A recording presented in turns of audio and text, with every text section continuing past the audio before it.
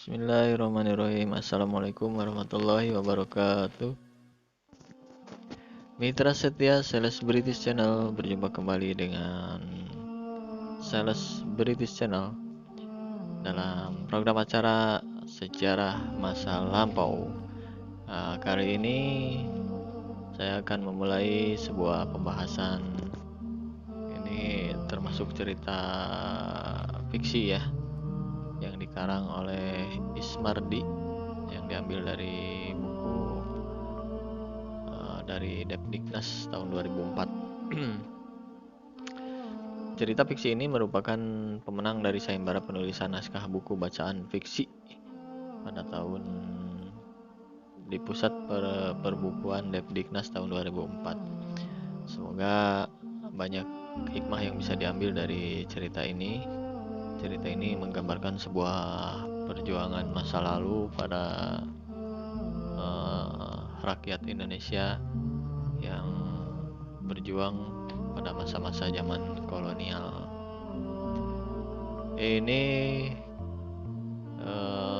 Kisah ini berjudul Jejak Romusa. Nah, seperti kita tahu, Romusa adalah salah satu istilah sebutan buat para pekerja paksa waktu itu, antara kalau zaman Belanda kalau tidak salah namanya kerja rodi ya. Nah, ini berarti pada masa penjajahan Jepang disebut Romusa. Sama itu juga sebenarnya maksudnya, yaitu kerja paksa tanpa dibayar. Nah, kita langsung saja Bismillahirrahmanirrahim, langsung saja kita simak bagaimana ceritanya. Ini pada episode yang pertama dengan judul Pekikan di Tengah Hutan. Selamat mendengarkan.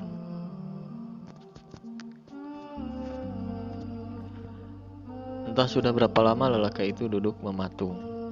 Sesekali dia masih sesegukan. Sebutir air bening bergayut di ujung kumis tipisnya yang memutih. Tangannya bergetar saat mengusap dua batu nisan yang menancap kaku ke tanah. Di sana tertulis Marsudi dan Tukpalo, wafat 29 Maret 1956. Sud, bisiknya tersedan. Kau benar, Sud. Benar sekali yang kau katakan dulu, lanjutnya. Air mata yang kembali mengalir membasahi pipinya yang sudah keriput. Oh, Mama, aku berdosa, Mak. Aku bersalah. Andaikan dulu aku tak terlambat. Maafkan aku, Mama. Lelaki itu sudah tua. Kemana-mana sebatang tongkat selalu setia menemaninya. Dari pakaian yang membalut tubuh serta bintang penghargaan yang tergantung di dadanya, jelas dia orang berada dan terhormat. Namun wajahnya yang kusut dan pandangan yang sayu dan tidak bercahaya memperlihatkan hati dan batinnya rusuh, gelisah, serta luluh berkeping-keping. Kepedihan hatinya semakin nyata tiap kali dia berkunjung ke pandam pekuburan keluarga itu. Di sana, dalam satu kuburan, dua orang yang sangat dia cintai tidur dengan tenang setelah tali kasih keduanya direnggut oleh peristiwa tragis dan menyedihkan. Memang, setiap tahun Toyo berkunjung ke sana. Itu adalah tahun yang ke-48. Berarti telah 48 kali pula dia menempuh jarak ribuan kilometer hanya untuk mengunjungi kedua makam itu. Kelihatannya hanya itu yang dapat meringankan kegalauan batinnya. Dan setiap kali berada di sana, lelaki itu selalu larut dalam peristiwa setengah abad yang lalu. Saat dia dan Marsudi, teman akrabnya sejak kecil, diangkut ke sebuah dusun yang mereka sendiri tidak tahu. Peristiwa itu terjadi 48 tahun silam, saat keduanya pulang kembali setelah mengikuti latihan kemiliteran di sekolah. Dalam perjalanan dari arah berlawanan, mereka melihat sebuah truk Jepang.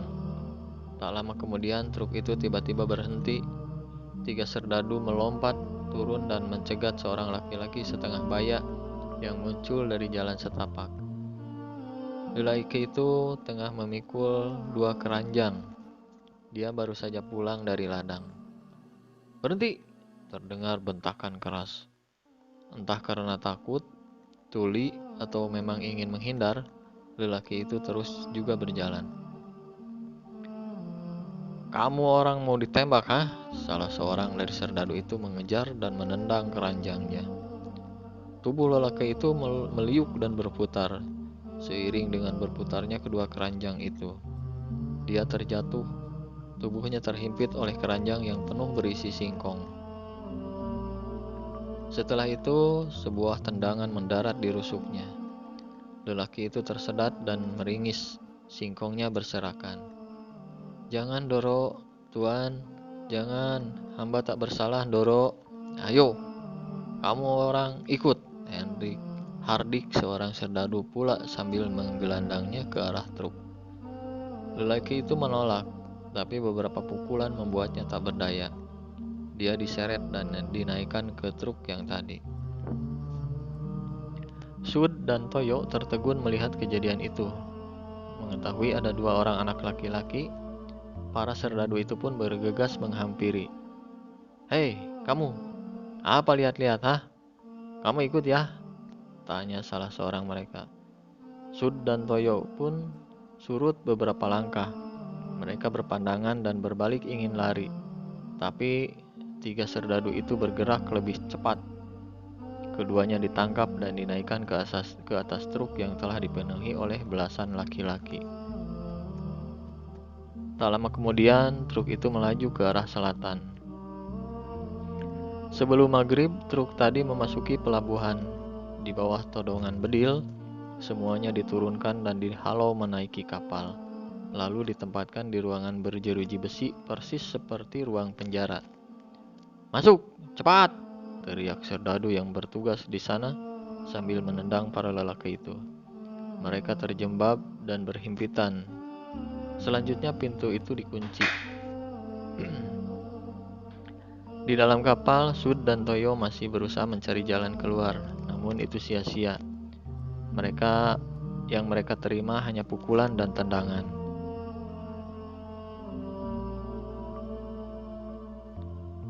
Akhirnya, kedua anak yang baru berumur 16 tahun itu pasrah menunggu nasib. Keduanya tak tahu entah telah berapa lama mereka disekap. Yang mereka tahu hanyalah kapal sudah merapat waktu subuh di sebuah pelabuhan.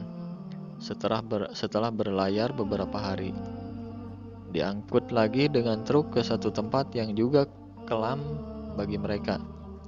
Setelah berkendaraan hampir 2 hari, rombongan itu harus berjalan kaki selama belasan jam dan tibalah mereka di sebuah dusun di tengah belantara. Saat itu, Sud dan Toyo pun seakan berada di dalam mimpi. Dusun itu bernama Logas, jauh di tengah rimba belantara Sumatera, di kaki Bukit Barisan. Daerahnya berawa-rawa dan lembah setiap hari. Penduduknya yang hanya puluhan jiwa bekerja di sawah atau di ladang. Pada musim-musim tertentu mereka pergi ke hutan mencari rotan, damar, madu, dan sebagainya. Juga banyak yang pergi ke sungai menjala ikan. Jauh sebelumnya, tepatnya pada tahun 1891, pemerintah Belanda merencanakan membuat jalur kereta api. Juga akan dibangun 3 terminal sungai guna penumpukan batu bara yang selanjutnya dibawa ke Singapura dengan kapal. Untuk itu, Belanda mengerahkan ratusan laki-laki merambah hutan, membelah bukit, dan membedah punggung gunung, sekalipun melabrak kampung dan dusun yang berpenghuni.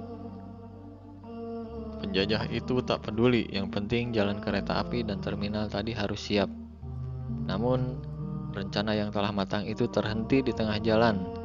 Rel baja dan semua peralatan menumpuk di simpang siur di pinggir dusun Logas. Penyebab gagalnya pekerjaan itu tak ada yang tahu dengan pasti. Kabarnya penduduk di sana menentang keras kedatangan penjajah itu pun. Mereka tunggu di balik semak belukar atau dalam hutan rimba dengan tombak, parang, panah, dan sumpitan daeng damak beracun. Banyak serdadu dan orang-orang Belanda yang mati dan hilang. Mereka dibantai, dibenamkan ke rawa-rawa atau dihanyutkan di sungai. Kedatangan Jepang pada tahun 1942 yang semula membawa angin segar bagi anak bangsa, malah memperpanjang derita dan sengsara. Penjajah itu ingin mewujudkan ambisinya menjadi pelindung Asia dan tidak ingin dikalahkan oleh sekutu. Jepang pun bekerja keras agar gerakan pasukan serta pengiriman peralatan dan perbekalan perang menjadi lancar. Untuk itu mereka memaksa penduduk menjadi romusa, bekerja siang malam membangun jalur darat, laut maupun udara serta kubu-kubu militer. Di Sumatera, logas pun kembali dirancang. Pembangunan jalur kereta api yang telah dirintis Belanda sebelumnya dibuka kembali. Kali ini tujuannya untuk menghubungkan pusat pertahanan militer Jepang di Semenanjung Malaka. Dusun kecil yang sudah damai dan tenang itu kembali ramai, hiruk pikuk oleh pekikan para romusa dan hardikan serdadu-serdadu Jepang. Saat itu, pemasangan rel kereta api persis berada di lokasi barak pekerja, sekitar 1,5 meter dari perkampungan. Dentingan besi yang ditingkah pekikan, teriakan dan bentakan membuat pinggir hutan itu hingar-bingar. Tiap sebentar terdengar popor senjata menghantam punggung atau bokong pekerja. Bunyi bakbuk, kepalan tinju, dan tendangan diiringi suara tersedat, mengaduh, dan rintihan tak pernah sepi. Itu berlangsung sepanjang hari. Saat embun jantan masih menyelimuti dusun itu, sampai matahari tenggelam, para pekerja telah bermandikan keringat, menguras tenaga, sambil didera dan disiksa. Terlambat sedikit saja, hukumanlah yang mereka terima. Jangankan istirahat, untuk buang hajat pun mereka ditanya ini itu, dan diawasi dengan bedil bersangkur. Para pekerja yang kurus kering, hilir mudik dengan langkah diseret-seret, terseok-seok menahan beban di pundak. Mata mereka cekung dan tulang tampak menonjol. Kotor dan berdebu, sebagian ada yang kudisan, banyak juga yang sedang meringis menahan sakit karena dihajar pohon senjata. Sebagian lagi berjalan dengan tubuh menggigil diserang malaria. Dusun itu memang sarang nyamuk karena terletak di tengah hutan, lembah, dan berawa. "Cepat!" terdengar bentakan keras seorang serdadu. Saat itu, Sud dan Toyo tengah memikul sebuah balok kayu untuk bantalan rel kereta api dengan terseok-seok. Kaki mereka sudah bergetar menahan beban yang tak pantas mereka pikul. Butiran keringat meleleh membasahi tubuh mereka yang semakin hari semakin kurus. "Kamu orang mau ditembak, hah?" lanjutnya. "Duh!" terdengar bunyi pukulan diiringi suara mengaduh Sud. Terhuyung, untung Toyo masih dapat menahan balok itu dengan sekuat tenaga. Kalau tidak, keduanya pasti sudah terjatuh. "Ampun Tuan, jangan dibunuh Tuan, kasihani saya," terdengar pula ucapan seorang lelaki tua setelah dia dipukul serdadu yang lain. Saat itu, dia juga sedang memikul balok kayu sendirian sambil mengerahkan seluruh tenaganya. Tubuhnya sudah bungkuk menahan beratnya balok itu. Di ujung sebelah sana, sekitar 10 meter dari bibir hutan, terdengar pula bentakan seorang serdadu gemuk tengah mengawasi 4 lelaki yang sedang mengangkat sebatang rel kereta api. Setiap kali mendengar bentakan, mereka tersentak, lalu berusaha mempercepat langkah sambil mengamati serdadu itu dengan sudut mata. Mereka yakin si Jepang itu tak akan berhenti hanya dengan berteriak saja. Pasti setelah itu dia akan menendang, memukul, atau menghantam dengan popor bedil.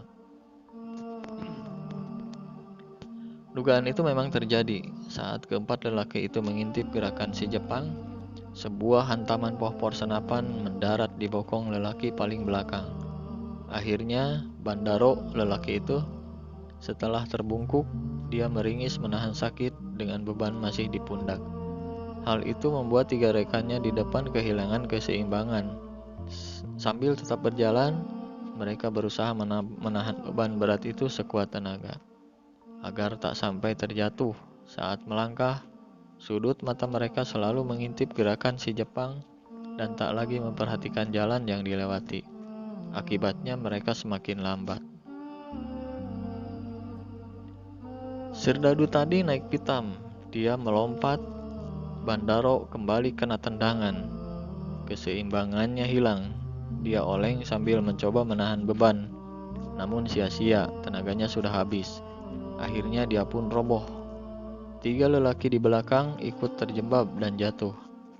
Baja yang mereka pikul menimpa tubuh mereka, diiringi pekikan dan suara memilukan.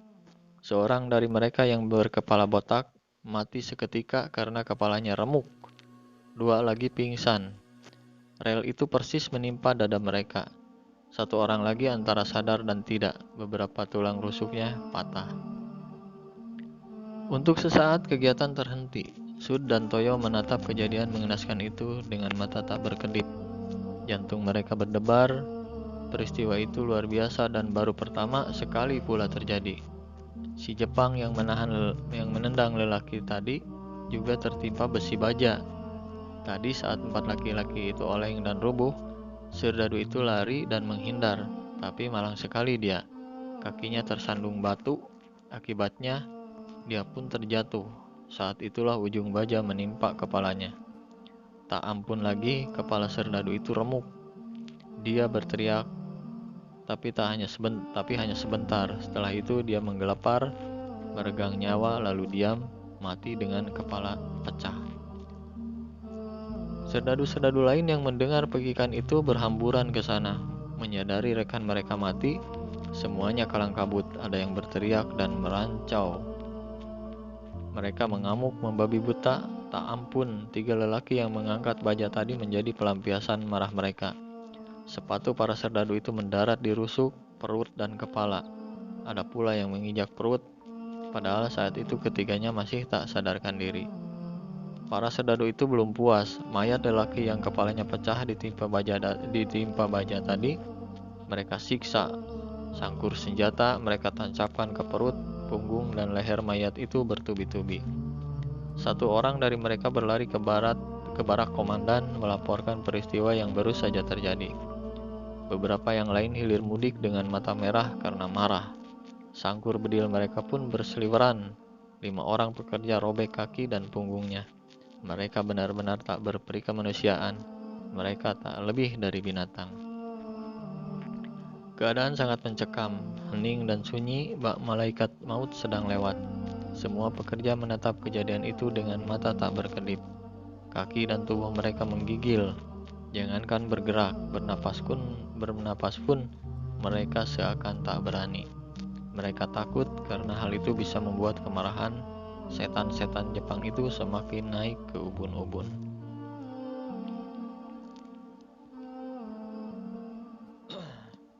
Lima menit setelah berlalu, 10 menit pun lewat. Sud dan Toyo sudah tak tahan. Di pundak mereka masih bertengger balok kayu dan beratnya luar biasa. Namun keduanya juga tak berani bergerak. Bagaimanapun juga, mereka harus bertahan. Mereka tak mau dijadikan korban kemarahan nantinya. Oke, cukupkan sekian dulu pemirsa Sales British Channel dimanapun Anda berada. Sebuah fiksi karangan Ismardi yang berjudul Jejak Romusa. Kita stop dulu sampai di sini. Nah, besok kita akan lanjutkan kembali masih dalam seri Pekikan di Tengah Hutan. Oke, untuk sementara waktu saya pamit dulu. Sampai berjumpa kembali esok dalam episode berikutnya. Wassalamualaikum warahmatullahi wabarakatuh.